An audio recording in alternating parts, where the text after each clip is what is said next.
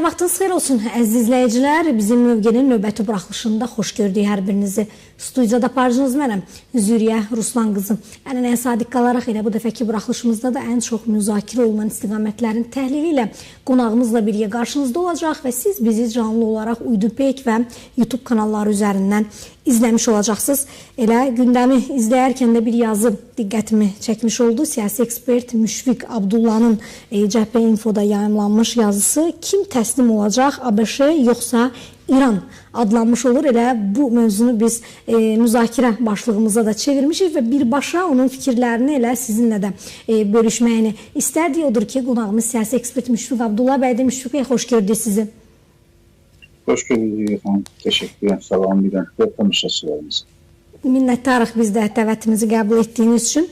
Müşfiq bəy, bu sual elə sizin özünüzün köşə yazınızda qoyduğunuz bir sualdır və təbii ki, o yazıda buna cavab da axtarmağa çalışmışsınız və bildirmişsiniz də, ancaq Günas TV izləyiciləri ilə də sizin fikirlərinizi bölüşməyinizi istərdik ki, kim təslim olacaq bu savaşda, ABŞ yoxsa İran? Əslində bu sualı çox adam verir. Yəni bu müharibə necə nəticələnəcək, necə qurtaracaq, kim qalib gələcək, kim məğlub olacaq? Əgər müharibə uzandısa, bu İranın mı uğuru deməkdir, Amerikanın mı uğursuzluğu deməkdir? Yəni bu kimi suallar çox səslənir və yekun etibarilə kimin qalib gələcəyi sualı aktuallıq kəsb edir.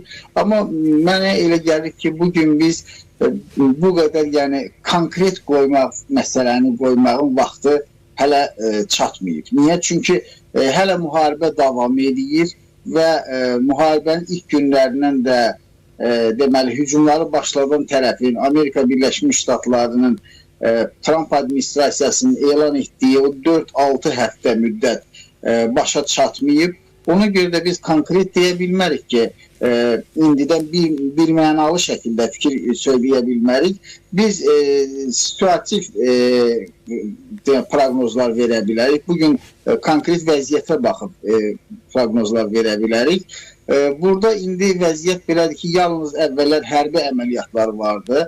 Amma indi həm diplomatik, daha doğrusu bağlı qapılar arxasında, pərdə arxası danışıqların getdiyi bildirilir. Yəni bu danışıqların nəticəsindən də çox şey asılı ola bilər. Eyni zamanda döyüş meydanındakı vəziyyətdən də çox, yəni nəticə çox asılı ola bilər. Amma ümumilikdə Amerika Birləşmiş Ştatları elə bir siyasi və hərbi gücdür ki, bu gücün qarşısında təbii ki, İran dayana bilməz. Təbii ki, İran ona nə qalib gəlmək qüdrətindədir, nə indi bəzi adamlar var, görürəm ki, eyfariya qapılırlar, kimlərisə təsir altında. Məsələn, düşünürlər ki, əgər İran davam gətirib, dözüb, İran raketlər atırsa, qonşu ölkələrə raketlər atırsa, müqavimət göstərməkdə davam edirsə, deməli, İran məğlub edilməzdir. Yəni, onun bir yaradılan o miş həqiqət imiş və Amerika Birləşmiş Ştatları ya geri çəkiləcək, ya da ki, məcbur olub bu döyüş meydanından geri çəkilmək olacaq və bu bərabərliklə başa çatacaq, ya da ki, İranın qələbəsi ilə başa çatacaq. Belə, absurd fikirlər söyləyənlər də var, amma faktiki olaraq Amerika Birləşmiş Ştatları dünyanın qlobal gücdür, böyük gücdür və özünün hərbi arsenalının, hərbi qüdrətinin çox cüzi bir hissəsini bugün İranda tətbiq edir.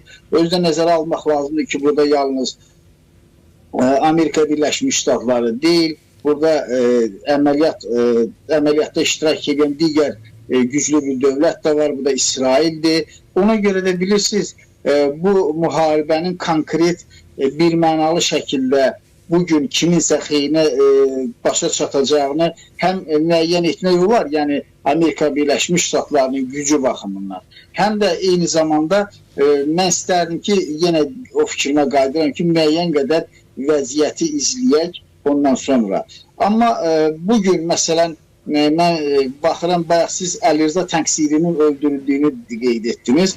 Bəli, Əlirza Təngsirinin öldürülməsi faktı sübut edir ki, yəni Hörmüz boğazının bağlanması əməliyyatına İran hərbi dəniz qüvvələrinin komandanı kimi o rəhbərlik edirdi və danışıqlar prosesində də bugün əsas müzakirə mövzularından biri Hörmüz boğazının açılması və ya ona nəzarət, gələcək statusu məsələləri idi. Və bu baxımdan da Əlirzə təqsirinin öldürülməsi sübut edir ki, artıq burada diplomatiya yer qalmır. Və artıq Amerika Birləşmiş Ştatları məcburdur ki, güc yolu ilə deməli, bu həmin ərazini azad etsin, açsın və gəmilərin, tankerlərin hərəkətinə şərait yaratsın. Çünki əks təqdirdə deməli, getdikcə artmaqda olan iqtisadi böhranın miqyası daha da böyüyə bilər. Bu baxımdan da Pakistanda keçirildiyi deyilən danışıqların bir ciddi nəticə verəcəyini mən inanmıram. Pakistanda məsələn danışıqların İran parlamentinin spikeri Məhəmməd Baqir Qalibafın vasitəsilə keçirildiyi bildirilir. Bilirsiniz ki, və Xariclər Naziri Abbas Ərəqçiyə 5 günlük təhlükəsizlik təminatı verilib, zəmanəti verilib, onlar toxunulmayacaq və onlar danışıqlara gedəcək. Əslində, bilirsiniz, Məhəmməd Baqir Qalibaf İranda çox nüfuzsuz bir adamdır, İran cəmiyyətində. Elə Sepahın öz daxilində də. Çünki o məşhur korrupsioner kimi tanınır, o pul oğrusu ləqəbi ilə tanınır. O barədə bu yaxında səhv etmirəmsə Əhməd bəy Obalı çox gözəl danışdı elə Günas TV-nin efirində. Yəni o adam pul oğrusudur. O Tehranın meri olanda 6 milyard dollar büdcədən itib oğurlanıb, mənimsənilib, daha dəqiqdisi onun tərəfindən. Eyni zamanda o 1999-cu ildə tələbə gənclərin etiraz aksiyasının yatırılmasında, binalardan atılması, qolları bağlı vəziyyətdə binaların hündür mərtəbələrindən, damlarından atılaraq öldürülməsində, qətliyamında birbaşa iştirak edib. Ona görə çox mənfi bir imicə malik adamdır və 2024-cü ildə keçirilən prezident seçkilərdə namizəd idi, amma o cəmi 2% səs toplaya bildi hardasa birinci turda. Yəni, elə bir nüfuzlu adam deyil. Amma sadəcə olaraq bu proses onu göstərir ki, mənim fikrimcə, Trump administrasiyası nəzərə alır ki, bugün İranda faktiki olaraq hakimiyyət Sepah tərəfindən ələ keçirilib, yəni hakimiyyətin uzurpasiyası prosesi baş verib, hakimiyyət mənimsənilib, qəsb edilib və bugün faktiki olaraq ali lider yoxdur. Yəni, Müştaba Xamneyinin adından nə qədər bəyanatlar versələr də, yəni onun əmri ilə, sərəncamı ilə, fətvası ilə hərəkət etdikləri desələr də, faktiki olaraq bugün Müştaba Xamneyinin sağ olmasını sübut edən heç bir dəlil yoxdur. Ona görə də hakimiyyət boşluğu və bu hakimiyyət boşluğunu Sepah götürüb və icra hakimiyyəti orqanı olan hökuməti prezident başda olmaqla kənarlaşdırıb, səlahiyyətlərini alıb və ona görə də vəziyyət elə yaranıb ki, görünür Amerika Birləşmiş Ştatları müəyyən qədər Sepahla dil tapmağa çalışır və ya öz mesajlarını birbaşa onlara çatdırmaq üçün yol axtarır. Çünki Amerika Birləşmiş Ştatları bilirsiniz ki, Sepahı İslam İnqilabı Keşikçilər Korpusunun terror təşkilatı kimi tanıyıb və ona görə də mən düşünmürəm ki, rəsmi Vaşinqton Sepahla bərabər hüquqlu tərəf kimi oturub danışmaq istəyir. Sadəcə olaraq öz mesajını onlara çatdırmalıdır, öz fikrini çatdırmalıdır və qarşı tərəfdə İran hakimiyyətini təmsil edən əsas qüvvə onlardır və onlarla görünür müəyyən şərtlərini onlara qəbul etdirmək üçün müəyyən razılığa gəlmək istəyir. Ancaq məsələ burasındadır ki, bugün İran hakimiyyətində kənardan bir vizual olaraq monolitlik görünsə də, yəni düşmənə qarşı mübarizədə, müqavimətdə, amma ali liderin yoxluğundan sonra, xüsusilə biz Ayətullah Seyid Əli Xamneyinin dövrü ilə müqayisə etsək, o monolitlik yoxdur. Bugün artıq, yenə deyirəm, hökumət bir tərəfdə qalıb, ali lider yoxdur, Sepah hakimiyyəti mənimsəyib, daha doğrusu Sepahda bir qrup hakimiyyəti mənimsəyib və onları da bir araya gətirən, birləşdirən bugün faktiki olaraq müharibə amilidir. Müharibə amili bitəndən sonra, yəni müəyyən təbii heç nə əbədi deyil. Bu müharibə başa çatandan sonra həmin o elitanın, o hərbi elitanın öz arasında ciddi parçalanmalar qaçılmaz olacaq. Ziddiyyətlər qaçılmaz olacaq. Ona görə də bugün heç də düşünmək olmaz ki, İran hakimiyyətində bir monolitlik var. Bax, bu İran hakimiyyətində parçalanma qaçılmaz olacaq. Ancaq bugün üçün Sepah hakimiyyətdədir və öz mesajlarını ona çatdırmaq istəyirlər və düşünmürəm ki, Sepahın o lideri və ya hamının içərisində generalitetdə sözü keçəcək şəxs Məhəmməd Baqir Qalibafdır. Xeyr, o sadəcə olaraq görünür ki, Amerika Birləşmiş Ştatları öz deməli tələblərini, şərtlərini onun vasitəsilə onlara çatdırmaq istəyir.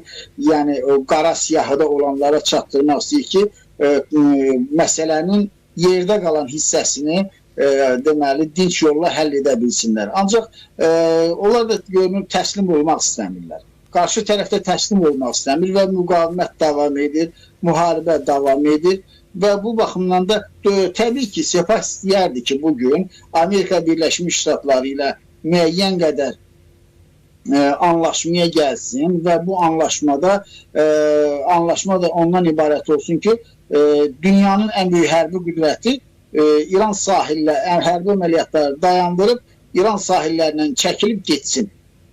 Bu, onlara lazımdır.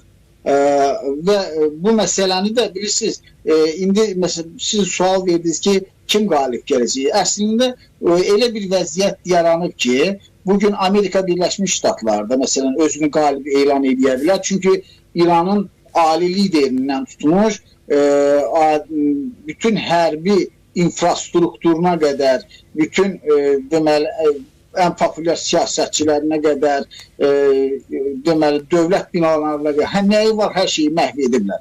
Ancaq məsələ burasındadır ki, İran tərəfi də özünü qalib elan edə bilər. Çünki, məsələn, xüsusilə qapalı rejimlərdə İran, ola bilsin, bəlkə mənim fikrimlə razılaşmaya bilərsiniz və deyə bilərsiniz ki, İran qapalı rejim deyil, amma İran ümumilikdə xarakter etibarıca qapalı bir sistemdir və orada belə cəmiyyətlərdə hakim ideoloji təbliğat güclü rol oynayır və biz bunu SSR dövründə görmüşük, şahidi olmuşuq.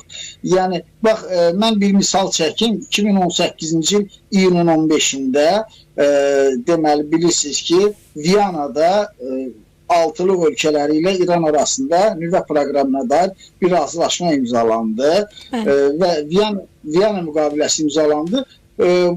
İyunun 15-də imzalandı, iyul ayının əvvəlində mən İrana getmişdim. Və orada bir, necə deyərlər, xoş bir əhval-ruh, bayram əhval-ruhiyyət, sevinç gördüm bəzi insanların üzündə. Soruşdum, nə məsələdir? Yəni, bu daha doğrusu, onlar da bildirdilər ki, biz Amerikaya qalib gəlmişik. Yəni, mən daha doğrusu söhbət əsnasında bu məsələyə münasibətlərini öyrənmək istəyirdim. Dedilər, biz Amerikaya qalib gəlmişik. Dedim, necə yəni qalib gəlmişik? Dedi ki, Amerika qorxusundan, bildirdilər ki, Amerika Birləşmiş Ştatları qorxusundan güya İranın qarşısında təslim olub, bütün sənədlərə qol çəkib, geri çəkilib. Yəni, təbliğat o yöndə gedir və cəmiyyətdə, qapalı mühitdə yaşayan insanlar da cəmiyyətdə informasiyadan, deməli, açıq informasiya çıxış imkanı olmayan insanlar da bu təbliğata inanır. Ona görə də bugün çıxıb İran deyə bilər ki, İran hakimiyyətini ələ keçirmiş o generallar deyə bilər ki, biz qalib gəlmişik. Amma faktiki elə deyil. Faktiki olaraq bugün İran çox ağır durumdadır və biz bugün üçün diqqəti yönəldirik daha çox məsələnin hərbi nəticələrinə, siyasi nəticələrinə, o diqqət tərəfi yönəldirik. Amma nəzərə almaq lazımdır ki, İranın müharibədən sonra böyük bir iqtisadi böhran gözləyir. Çünki İranın neft, bilirsiniz ki, satışı tam məhdudlaşıb. İranın, Amerika Birləşmiş Ştatları çalışır ki, İranın neft ixracatının tam qarşısına alsın, bunun xüsusilə də Çinə, Hindistana bu satışın qarşısına alsın, ucuz neft satışının və deməli, Fars körfəzindən neftin daşınmasına bir məhdudiyyət qoysun. Eyni zamanda ölkə daxilində də bütün o sənaye infrastrukturunun əksəriyyəti məhv edilib, dağıdılıb, neft infrastrukturu məhv edilib, neft ayırma zavodları, ambarlar, deməli, qaz boruları hamısı sıradan çıxarılıb və bunun gələcəkdə bilirsiniz ki, bank sektoru sepahın əlində idi və bir çox banklar vurulub, dağıdılıb, məhv edilib və bu əhali birazdan o sadə dillə desək, yemək istəyəcək. Bu insanlar dolanmaq istəyəcək və bugün başları müharibəyə qarışıb, hamı qaçıb gizlənir və canlı sağ qalmasını düşünür. Amma bir müddətdən sonra bu insanlar daha çox öz güzaranını, dolanışığını bərpa etmək haqqında düşünəcək və o zaman insanlara nə lazım olacaq? Hakimiyyətdən tələb edəcək ki, onun şəraitini, iqtisadi, sosial güzaranını təmin etsin və bax, bu zaman İranda post-münaqişə dövrü üçün böyük bir iqtisadi böhran başlana bilər və bunun qarşısını indiki hakimiyyətə ələ keçmiş o generallar təmin etmək qüdrətində deyil. Məsələ burasındadır.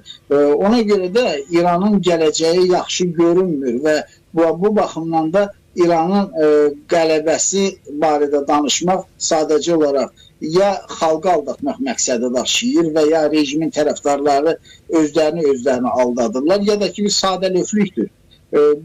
Məsələ bu belə bir vəziyyətdədir, amma yaxın zamanda tezliklə mən münaqişənin başlanmasını belə deyək, hələ ki gözləmirəm. Çünki Amerika Birləşmiş Ştatları və İsrail hesab edir ki, təhlükə tam sovuşmayıb. Yəni ona görə də hərbi əməliyyatları davam etdirirlər.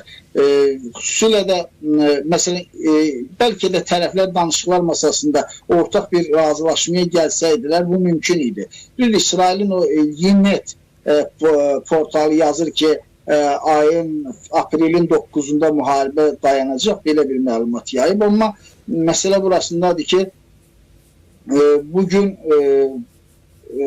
müharibə, daha doğrusu İran müqavimətini tam gücü ilə davam etdirir. Deməli, İranın raket potensialı tükənməyib və İran bunu bir şərtlə razılaşmaq istəyir ki, öz şərtləri əsasında və öz şərtləri də nədən ibarətdir? İran məsələn deyir ki, Hörmüz boğazına nəzarət bizim əlimizdə olmalı. Bilirsiniz, Hörmüz boğazı təbii boğazdır və dəniz yoludur və ora nəzarətin başqa dövlətə verilməsi pis president yarada bilir. Onu da bütün dünyada belə boğazlar çoxdur və bütün dövlətlər deyə bilər ki, bura nəzarət mənim olmalıdır və mən oradan rüsum tutmalıyam. Yəni bu eyni vəziyyətdir. Məsələn, biz Bosfor boğazında da deyə bilərik, Lamanşda da deyə bilərik, Cəbəlli tarixdə də deyə bilərik. Ümumiyyətlə, dünyada belə boğazların olduğu yerdə hər bir ölkə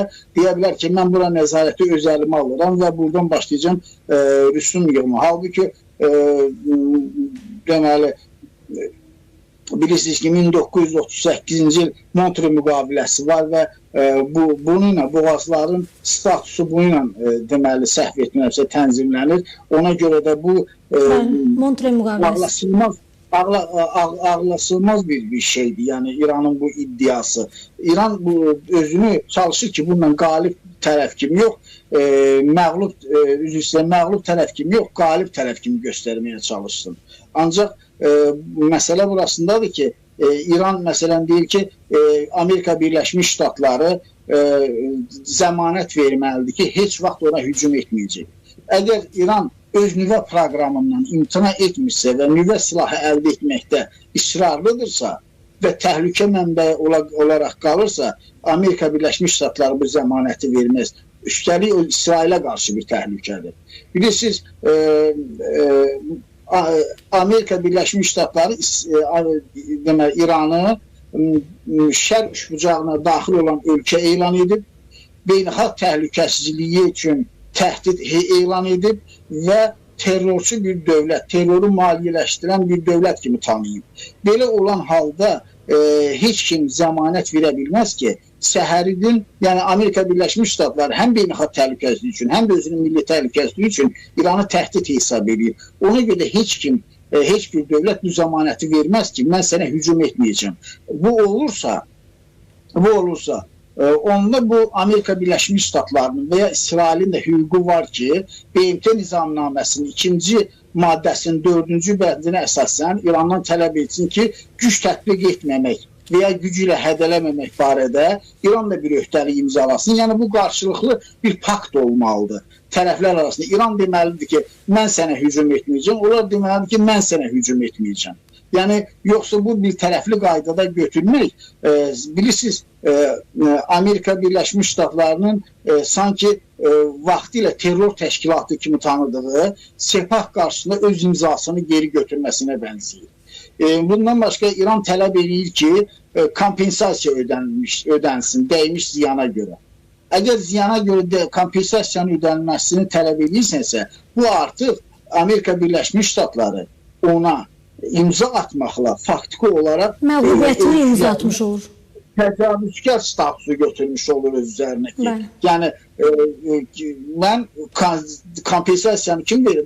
Əsasən məğlub olan və ya da təcavüz edən tərəf, bəli. Mən o deməli götürməzdə üzərinə elə bir məsuliyyəti ki, üzr istəyirəm Amerika Birləşmiş Ştatları ki, mən sənə ziyan vurur. Amerika Birləşmiş Ştatlarının güzərşi ondan ibarət olar ki, kompromis variant kimi İran onun şərtlərini qəbul edir, bu da sanksiyaları ləğv edilir və sanksiyalardan gələn gəlir hesabına İranın o deməli infrastrukturu bərpa etmək, əhalinin sosial-iqtisadi güzaranını təmin etmək, bunları həll etmək, bu problemləri həll etmək olar. Yoxsa bunu mən bir mənalı şəkildə sənə təzminat ödəyim. Nəyə görə? Nəyə görə? Sən də əvəzində uzaq mənzilli raketdir. Bu, məsələn, İranın bir şərti ondan ibarətdir ki, deməli, Amerika Birləşmiş Ştatları bu raket proqramına dayandırılması, xüsusilə ballistik raketlərin istehsalı ilə bağlı məhdudiyyətlərlə bağlı şərtlərini ləğv eləsin. İran bu məsələni niyə qaldırır? Əvvəlki şərtlərdə yox idi. Çünki İran bilir ki, bugün o vaxtlar müharibənin gedişinə vəziyyətə gördülər ki, bugün üçün İranın gücünü, təhlükəsizliyini təmin edən əsas amil raketlərdir. Yəni Amerika və İsrailə qarşı mübarizədə, istər digər dövlətlərə qarşı mübarizədə müharibənin gedişatı göstərdi ki, təhlükəsizlik təminatında raketlər əsas silah döyüş vasitəsidir. Deməli, İran üçün. Ona görə də nüvə silahından faktiki olaraq real olmayan nüvə silahından daha real olan raketlərdir və dronlardır. Ona görə də bu günləri deməli İran tərəfi raketlərə qoyulan məhdudiyyət və qadağaların tətbiqini gündəmə gətirilməsini istəmir.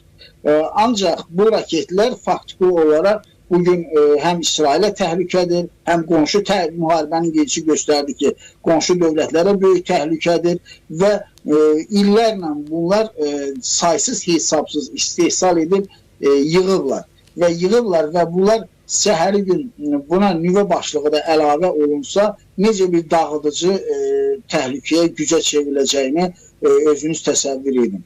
Bax, bu baxımdan da mənə elə gəlir ki, İran tərəfinin irəli sürdüyü şərtlər o qədər də deməli, qəbul edilməz, daha doğrusu qəbul edilməsi üçün məqbul hesab edilə bilməz. Bugün Amerika Birləşmiş Ştatlarının təşəbbüsü ilə hər hansı bir danışıqlar aparmaq cəhdidə ciddi bir nəticə hələ ki verəcəyi mən inanmıram. Düzdür, İran tərəfi bunu gah təsdiq edir, gah təksib edir. Əgər yalan edirsə, onda Məhəmməd Baqir Qalibov Pakistana niyə gedirdi? Pakistan tərəfi, yaxud Pakistanın baş qərargah rəisi Trumpa niyə zəng eləyirdi? Yəni, burada bir qapalı danışıqlar gedir.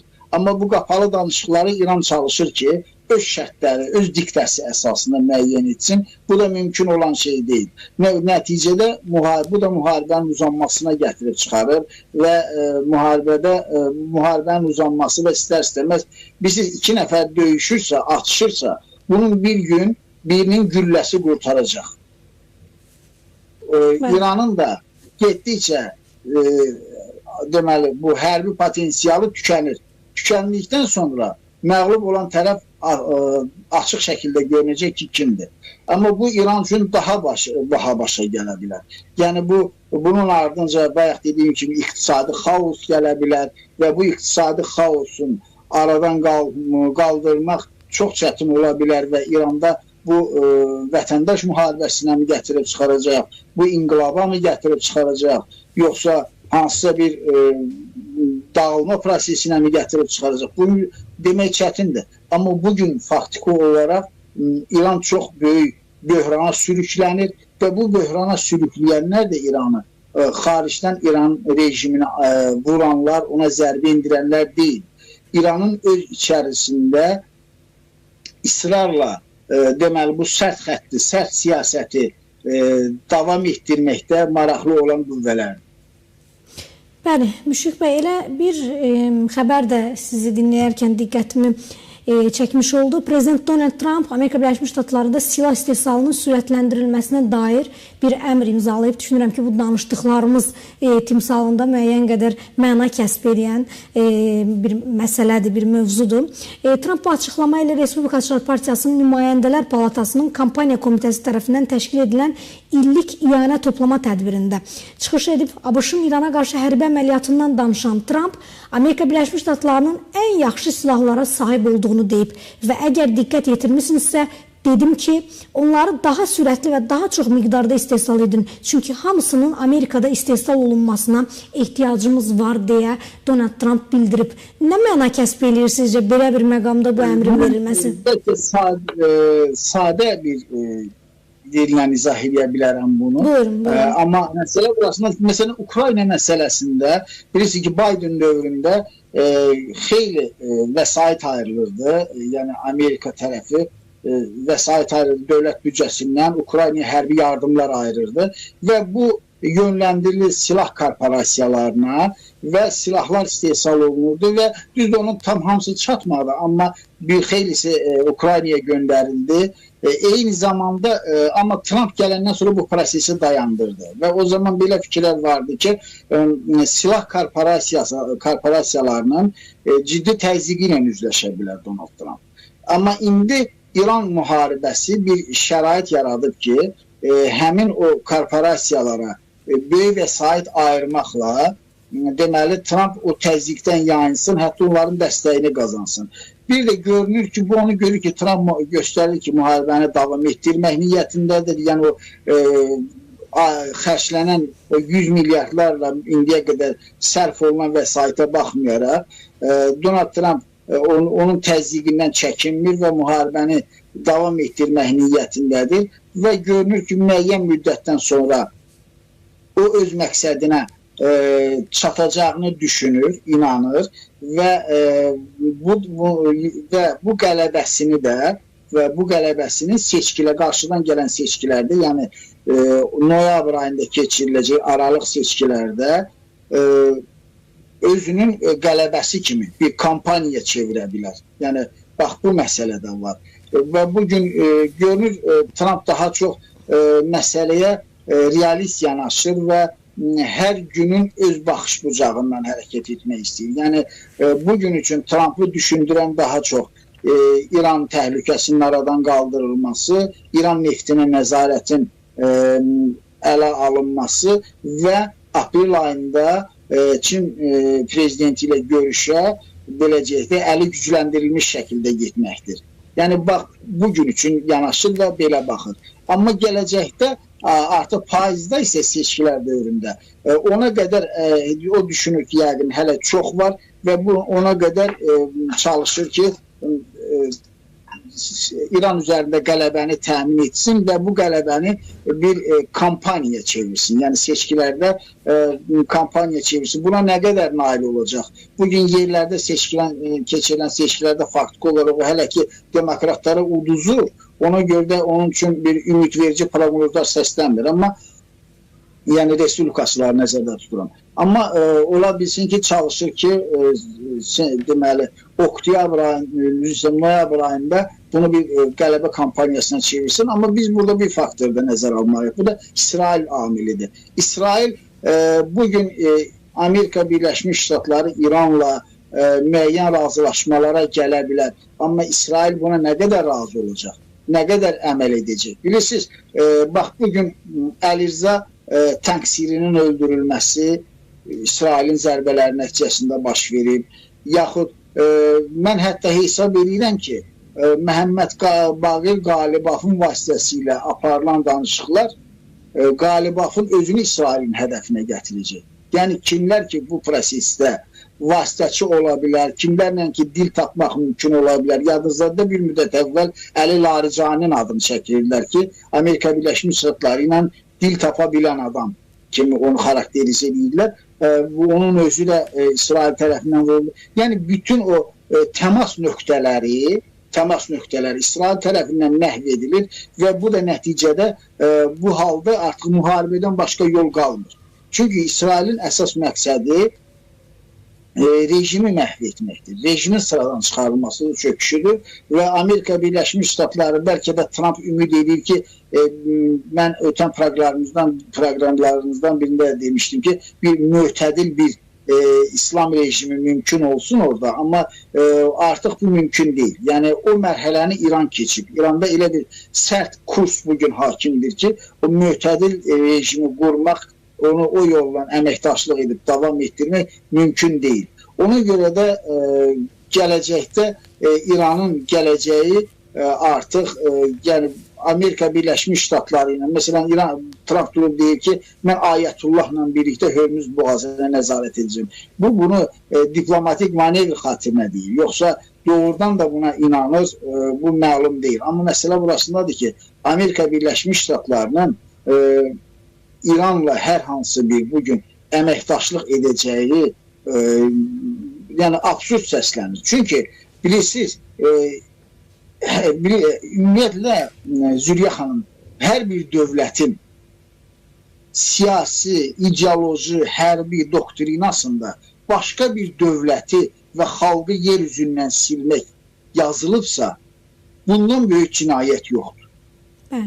Bundan böyük cinayət mən təsəvvür edə bilmirəm. Heç kimin haqqı yoxdur ki, başqa bir milləti, başqa bir dövləti yer üzündən silməyi qarşısına məqsəd qoysun. Bu İslam inqilabı doktrinasının əsas hədəflərindən biridir. İsraili yer üzündən silmək. Amma İsrailin heç hədəfləri içərisində və yaxud da konstitusiyasında belə bir məsələ yer almayıb. Bəli. Amma İsrailin konstitusiyasında belə bir məsələ İranla bağlı belə bir hədəf yer almayıb. Biz İsraili müdafiə eləmirik. Əlbəttə ki, reallığı deyirik. Amma məsələ burasında, bu heç kimin haqqı yoxdur və bu cinayətdir. Və bu cinayət, bugün İran müəyyən qədər pauza götürə bilər. Yəni, dəymiş zərbələr sağalana qədər bir neçə il gözləyə bilər. Amma bu sonradan bunun hüquqi və dini ideoloji bazası qalır axı. Qalır və bir müddətdən sonra bu yenidən bu təhlükə oyanacaq və İran göstərdi ki, öz əməlləri ilə o yalnız İsrailə təhlükə deyil, o yalnız Amerika Birləşmiş Ştatlarına qarşı təhlükə deyil, o qonşuluğunda bütün ilk növbədə müsəlman dövlətlərinə təhlükədir, ərəb dövlətlərinə də təhlükədir, Azərbaycana qarşı da təhlükədir. Təsəvvür edin, 2021-ci ildə yadınızdadır da 44 günlük müharibədən sonra bizim sərhəddə qoşun yığdılar, təxribat törətməyə cəhd etdilər, orada hərbi təlimlər keçdilər. Bir anlıq belə hipotetik olaraq götürək, nəzəri baxımdan təsəvvür edək ki, Azərbaycan dinlər arasında bir hərbi münaqişə baş verəydi. Deməli, İran həmin raketləri, həmin dronları bizim başımızdan yağdırmağa hazır idi. Onda bizim taleyimiz necə ola bilərdi? Məsələ burasındadır ki, bax bu baxımdan da deməli İran böyük təhlükə mənbəyidir. İran həqiqətən də terrorçu dövlət olduğunu öz əməli ilə sübut etdi və ona görə də İranla hər hansı bir İran rejimi ilə, bugünkü İran rejimindən söhbət gedir. Biz nəzərə almalıyıq ki, Amerika Birləşmiş Ştatlarının hər hansı bir dil tapması qeyri-mümkündür. İndi baxıram, bəzən təəssüflər olsun ki, bəziləri anlamadan sosial şəbəkələrdə, başqa yerlərdə yazırlar, müdafiə edirlər, yaxud yas tuturlar orada ölənlərə. Amma bu, nə bilim, mən bu adamlara deməyə söz tapmıram. Biz tarixən belə bir söz işlətmişik. Bu faktdır. Ümumiyyətlə, Müşfiq bəy, ən bəsit bir şeydən belə yanaşmış olsaq, bir vətəndaş mövqeyi olaraq sadəcə mən bunu səsləndirmək istəyirəm. Bu qədər vətəndaşının haqsız yerə, əbəs yerə əli qanuna bulaşmış bir rejimi necə dəstəkləmək olar? Mən bir söz deyim, bilmirəm bu sözün fikrimlə razılaşarsınız ya yox, amma mən bunu efirdən açıq deyəcəm. Biz həmişə demişik ki, Türkün üç düşməni var. Yəni biz Türk deyəndə ümumiyyət Azərbaycanında, amma ümumiyyət Türkün üç düşməni var. Fars, yəni burada panfarsist İran rejimini nəzərdə tutulur, Fars xalqını yox. Rus, yəni Rusiya imperiyası, bir də Erməni.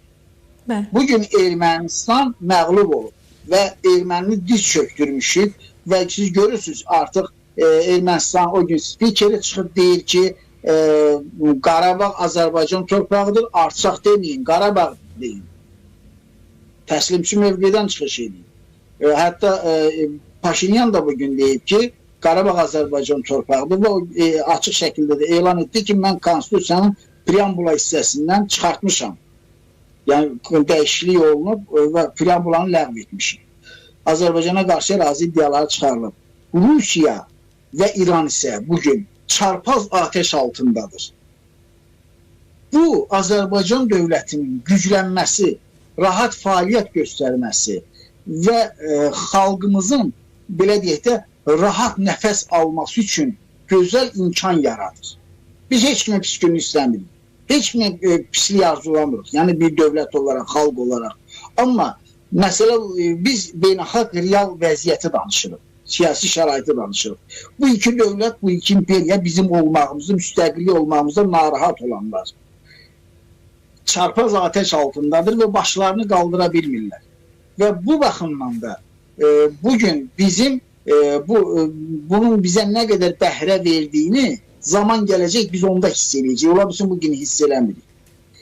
Bunu isə, necə deyərlər, sevinmək desəm bəlkə də kobud çıxar. Amma bunu dərk etmək lazımdır.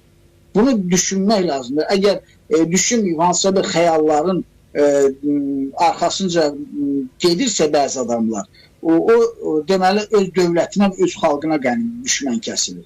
O nə İsrailin düşmənidir, nə Amerikanın düşmənidir, o öz xalqının düşmənidir. Və belə. Bəli. Müşfiq bəy, az öncə elə Trump'ın bir açıqlamasını diqqətə çatdırmış oldum. Elə həmin görüşdə ABŞ prezidenti Donald Trump İranla münaqişədən daha çox mənfi iqtisadi nəticələr gözləyib. Lakin buna baxmayaraq ona qarşı hərbi əməliyyat başlatmaq qərarına gəlib. Bunu Donald Trump Respublikaçıların Nümayəndələr Palatasının kampaniya komitəsi tərəfindən təşkil edilən illik iyanə toplama tədbirində çıxış edərkən bildirib. Az öncə ilə haqqında bəhs etdiyiniz müvafiq toplantıdan söhbət gedir. Başqa seçimimiz yox idi, amma düşünürdüm ki, vəziyyət daha pis olacaq. Neft qiymətlərinin daha yüksək olacağını düşünürdüm. Səhm qiymətlərinin biraz aşağı olacağını düşünürdüm. Amma vecinə də deyildi. Biz xərçəngi aradan qaldırmalıydık. Xərçəng də nüvə silahına malik İrandır. Vaşinqton administrasiyasının rəhbəri həmçinin ABŞ və İsrailin Respublikaya qarşı əməliyyatını cəhənnəmə səyahət, dəhşətli bir yerə səyahət kimi adlandırıb. Yəni İrana hücumdan söhbət gedir. Xatırlayırsınızsa mən bir neçə vaxt, bir müddət öncə daha doğrusu sizin efirinizdə demişdim ki, Amerika Birləşmiş Ştatlarının, yəni təkrarçılıq olmasını da deyirəm, bir İran problemi vardı. Və bu yalnız İran problemi, Amerikanın problemi değildi. Bu artıq qlobal bir problemə çevrilmişdi. Və bu bədxassəli bir şiş kimi getdikcə böyüyürdü və bunun həlli lazım idi. bu yalnız sırf neft amili ilə bağlamazdım mən bunu. Neft amili ilə bağlı deyil. Çünki bilirsiniz, indi onsuz da biz postindüstriyal erada yaşayırıq. Yəni dünyada proqnozlar belədir ki, neftə və xam neftə tələbat getdikcə azalacaq elə bir vəziyyət. Ona görə də mən düşünürəm ki, bu Amerika Birləşmiş Ştatları nə vaxtsa bu məsələni həll etməli idi. Bu getdikcə Amerikanın milli təhlükəsizliyində prioritet yerə keçirdi və 2001-ci ildə artıq o vaxt Əfqanistanda Amerika Birləşmiş Ştatları antiterror əməliyyatına başladı. 2004-cü ildə İraq məsələsi günü, ondan sonra mətbuatda daim bu suallar səslənirdi. Elə Azərbaycan mətbuatından götürürəm.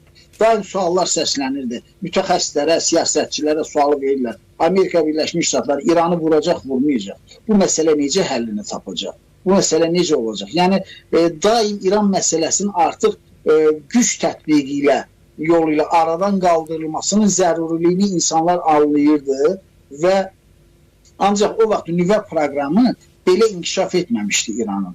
Ona görə də görünür ki, Amerika daha çox o vaxtı bir diplomatik yollarla problemin həllini mümkün hesab edirdi. Ancaq son illər artıq bütün deməli, əndazəni aşıb İran, siyasi əndazələri aşıb, artıq görürsünüz deyir ki, bu diplomatik etikadan hətta kənara çıxaraq Abbas Arakçı deyir, Omandakı danışıqlarda Amerika nümayəndə heyətinə bildirib ki, bizim 11 dənə deməli, atom bombası hazırlamaq üçün zənginləşdirilmiş uran ehtiyatımız var. Yəni orada güc yolu ilə danışmağa çalışır və ona görə də bu böyük təhlükə idi. Yəni bu İsrail üçün təhlükə deyildi. Bu terrorçu rejimin əlinə bu silahlar keçsə nələr baş verə bilərdi? İndi bugün deyirlər ki, məsələn artıq İranın raketləri göstərir ki, Diego Garcia adasına atılan raketləri göstərir ki, bu raketlər Avropaya da çata bilər, hər yana çata bilər. Bu Azərbaycana da çata bilər, bu Amerikaya da çata bilər. Yəni o Xürrəmşəhər raketini atdı sınaq müddətində, Sibirə qədər getdi, orada yəni vurdular, saldılar. Yəni bu əgər bugün 10.000 kilometr məsafə o Areshnik raketinin, Rusiyanın Areshnik raketinin bir analogu hesab olunur da, o bənzəri hesab olunur. Texnologiyasının hər ikisində əslində Çin verir. Yəni ora qədər gedirsə, bir müddətdən sonra bu Alyaskaya çata bilər, Amerikaya çata bilər. Ona görə də və buna da bir üstünə nüvə başlığı əlavə olunsa, bu necə böyük bir təhlükə hesab olunur. Yəni ondan sonra başlayacaqlar bütün dünyadakı xalqlarla, ölkələrlə, o cümlədən qonşularla güc təhdid yolu ilə danışmağa. Bax, bu baxımdan da bu təhlükəni aradan qaldırmağın vaxtı çatmışdı və bunun başqa bir yolu da görünmürdü. Yəni, hesab edirəm ki, əslində bugün susmaqla daha çox müşahidə edən İran vətəndaşları, məsələn, mən İran xalq ifadəsini işlətmək istəmirəm, çünki orada əslində İran bölünmüş xalqlardan ibarət bir imperiyadır.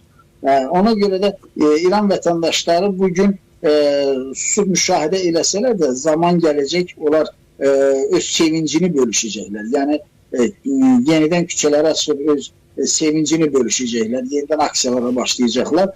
Bax, bu baxımdan da onlar da yəqin ki, bu rejimin əlindən beziblər, artıq bu məsələnin həllinin vacibliyini hamı anlayır. İndi bu Trump'ın dövrünə düşdü. Düzdür, Trump hesab edir ki, Çin iqtisadiyyatını məsələn çöktürmək üçün məsələn onun əsas enerji mənbələri, neft mənbələrindən məhrum etmək lazımdır.